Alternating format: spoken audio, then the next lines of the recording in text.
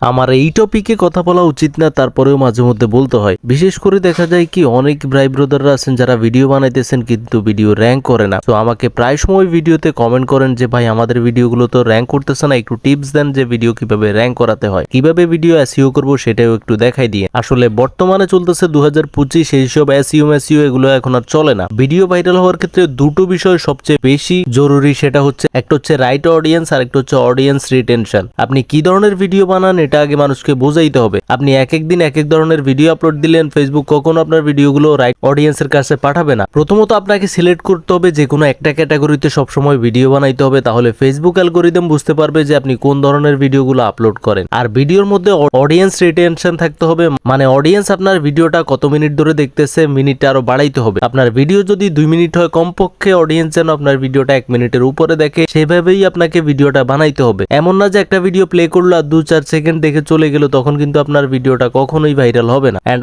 আমার ভিডিওগুলোতে আমি ভরপুরভাবে এই দুইটা জিনিস খেয়াল করেছি। একটা হচ্ছে অডিয়েন্স রিটেনশন। আমার প্রত্যেকটা ভিডিওতে দেখবেন আমি যখন কথা বলি কথার মাঝখানে কিন্তু টোটালি কোনো গ্যাপ নাই। আর রাইট অডিয়েন্সের কথা যদি বলি, আমি সব সময় কিন্তু mobile repair related video upload করি। ফেসবুক অ্যালগরিদম অলরেডি জানে আমি কোন ধরনের ভিডিও আপলোড করি এবং সেই ধরনের ভিডিওগুলো যারা পছন্দ করে তাদের কাছেই কিন্তু ভিডিওগুলো পাঠায় এবং ভিডিওগুলো ভাইরাল হয়। তো সব সময় এই দুটো বিষয় খেয়াল রাখলে 100% আপনার ভিডিও আজ হোক বা কাল হোক ভাইরাল হবেই।